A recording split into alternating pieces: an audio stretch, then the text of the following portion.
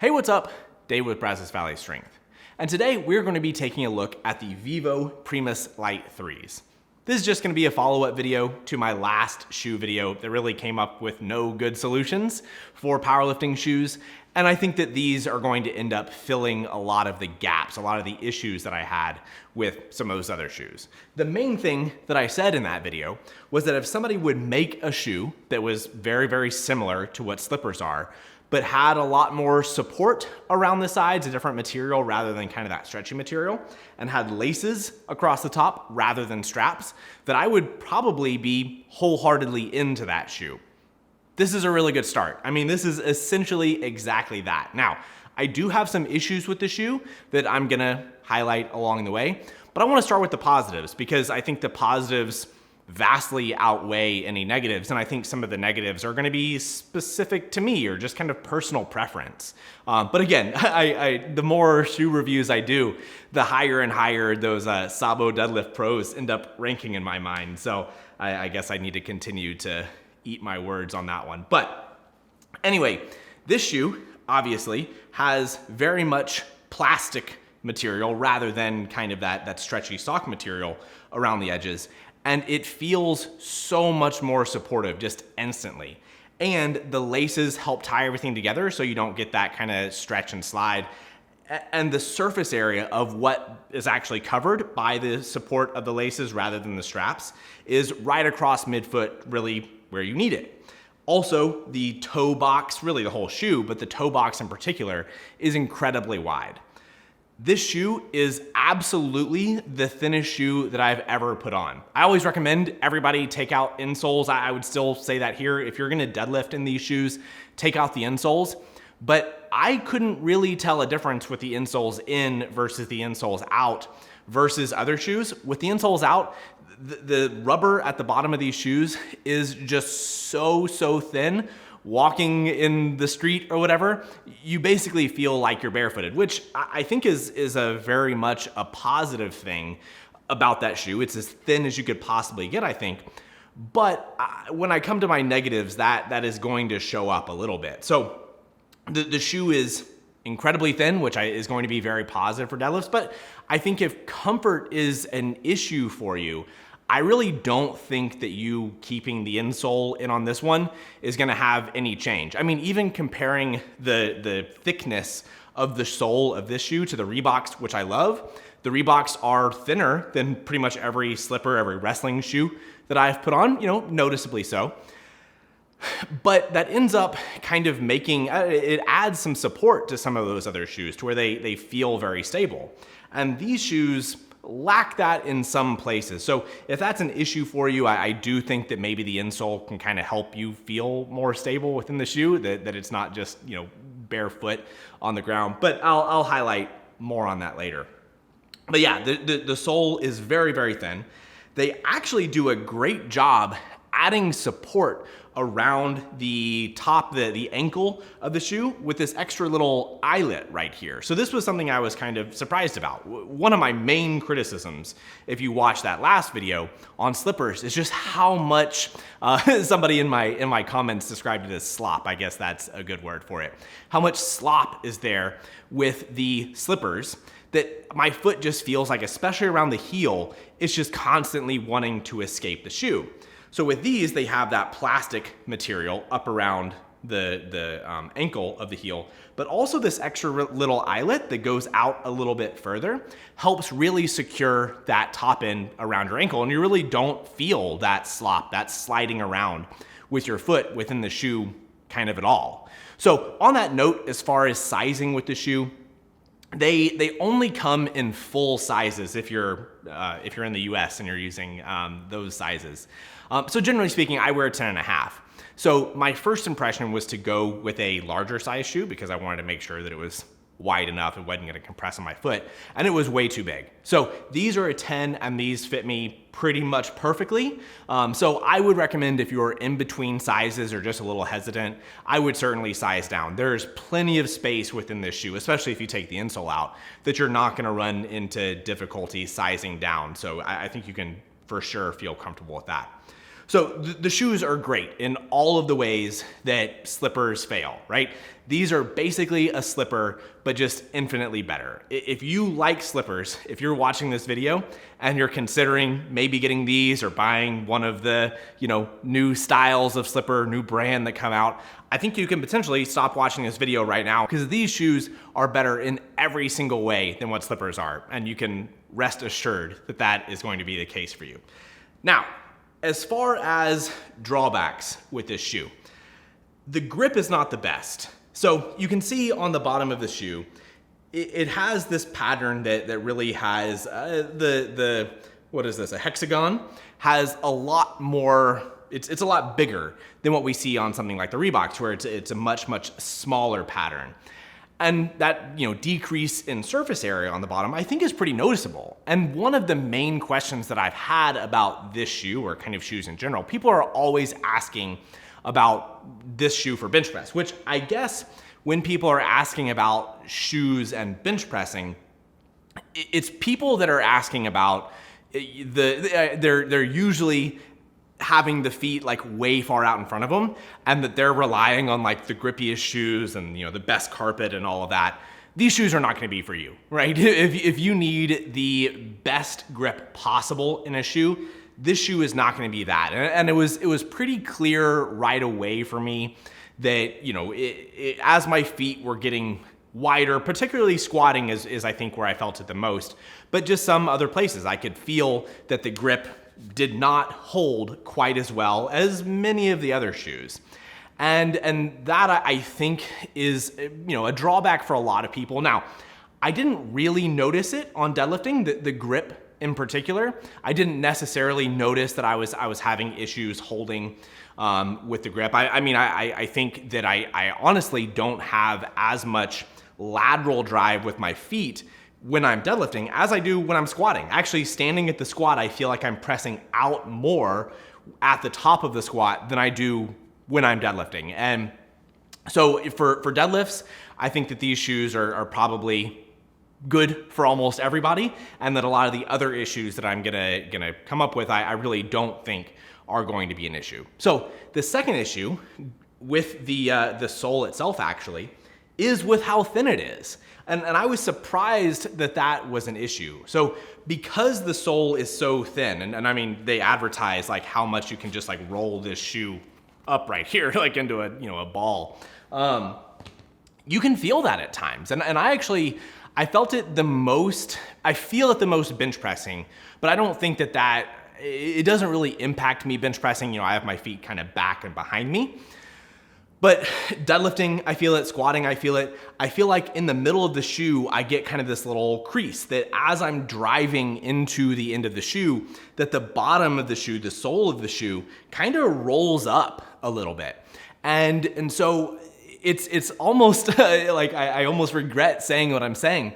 But this is an area where I think that slippers sometimes get a little extra support from their soles being a little bit more rigid, right? Because they don't have that support other places. So like a slightly, and we're talking about millimeters here, right? But a slightly thicker sole adds a little bit of extra support and gives a potentially slightly better feel. Now, for me personally, this is significantly outweighed by the rest of the support around the shoe, right? I was able to feel pretty comfortable deadlifting in these shoes.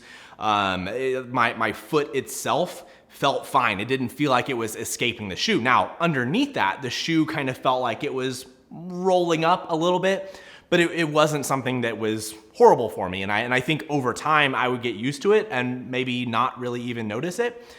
So that I think would be a drawback. And really I'm just saying that, for potential future shoe companies or whatever that may happen to see this video, is that surprisingly, I know in the past I've said things about like even the Sabo shoes, that trading millimeters for like some, slight perceived advantage doesn't seem like a good bargain for me. That me making my shoe slightly thicker instead of a thinner shoe, historically, I basically just said like, that doesn't really make sense to me. But I think I'm seeing kind of the extreme version of that here, to where the shoe, if it gets thin enough, starts to create problems. Now, these shoes were not made specifically for powerlifting. These shoes are kind of, I think it's like an active sporting wear shoe from a barefoot company, right? Like they're really trying to go after, you know, a person's foot feeling the ground and all those things. I'm not really interested in that stuff, right? I just want it thin to decrease range of motion.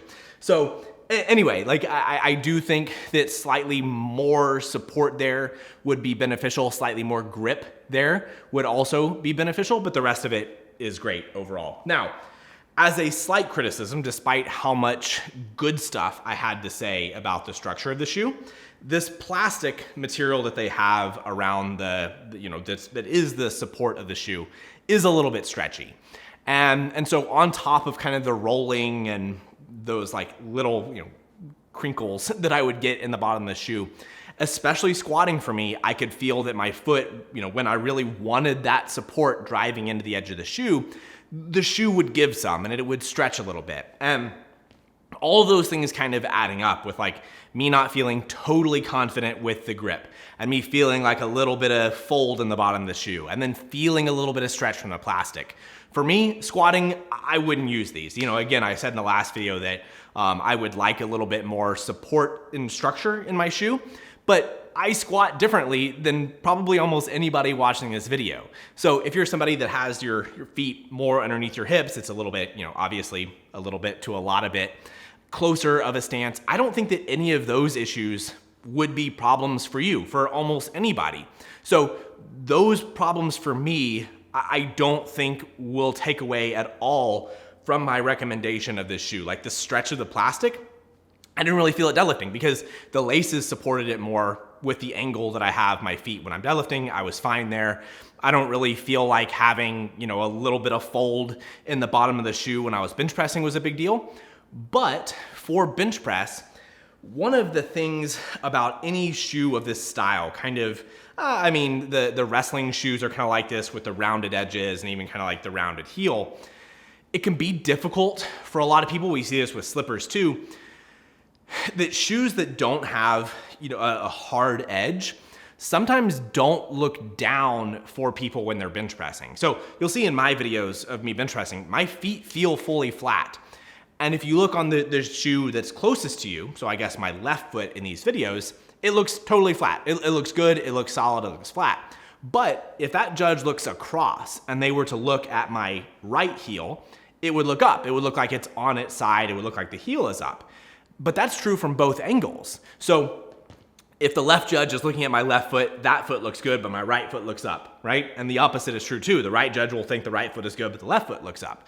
And this is really the whole reason that I switched from bench pressing in flat shoes to heels in the first place, was just having that hard edge of the shoe makes the shoe a lot more convincing. And I wasn't really willing to, I was having some issues in competitions from time to time that people were saying my feet were up and I was like, well, I can't do anything about it, besides switch shoes. And I did, and it's kind of solved that issue for me. So I love bench pressing these shoes. I think they feel really good. I think that having a thinner sole makes me feel really good, really connected to the ground, kind of shortens my legs a little bit. So I'm gonna keep trying to bench press in these shoes, I think. But maybe if I end up switching to the heels, it's really just gonna be because I don't trust how my feet look when they're flat on the ground. So again, not necessarily a criticism of the shoes, but if you're somebody who's already having some of those issues and your perception is that your feet may not look flat on the ground, these may not solve it for you. But I really do think that they're a great bench press shoe as long as your feet aren't like stuck way out in front of you. So as maybe a final thought here, the maybe last criticism of these shoes is the price point. So the price is $160 if you're, I guess, in US. I actually reached out to them to see if there was any sort of discount that I could share in this video. And I know some people have discount codes, but I didn't look hard enough to find those. If you're watching this video and you're familiar with the discount code, maybe post in the comments and help people out. But they wanted to go through a whole like application for me being an affiliate, and I wasn't all that interested in doing that. So $160 US for these shoes. So like twice as expensive as many of the other shoes that are more around $100 price point. So is that worth it for this over a lot of the others? My opinion is yes, right? Like, are these, and maybe for slippers are what, like 50 bucks? I think a lot of times. So are these 3 times as good as slippers? I would say yes. To me, these are every bit as good, or they're at least 3 times as good as slippers in my opinion. I would never use slippers on any of my lifts, and I could see myself using these. Are they 1.5 times as good as the Sabos or something like that? I think it depends on what you're looking for. If you really need that stability, if you like that kind of like, high rise or mid around your ankle, I think we're kind of cutting it close there. So the price point, I think, is a problem for these shoes, and I'm hoping, if there's some other shoes that come out in a similar line, then we get it closer to $100. But I think on that note though, almost any barefoot shoe, there's so many barefoot shoes now, right? Like that's a whole movement in and of itself.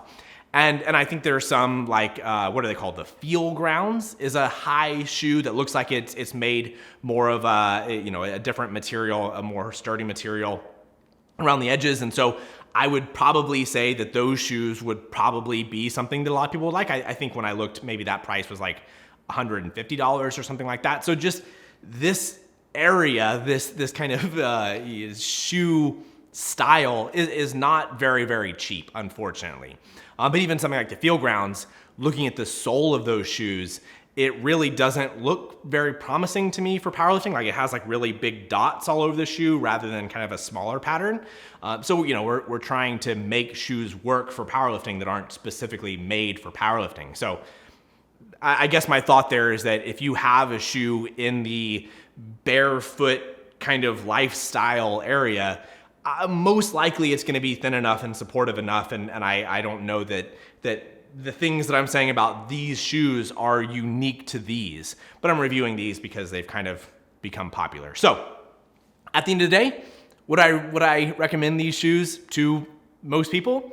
Yeah, I mean, I could see myself wearing them except for some of this small details about like the stretch and even the grip wasn't that big of a deal to me, but I just prefer a little bit more support from my shoe. If this shoe if it wasn't quite so, that plastic didn't stretch so much, I think that would help a lot for me.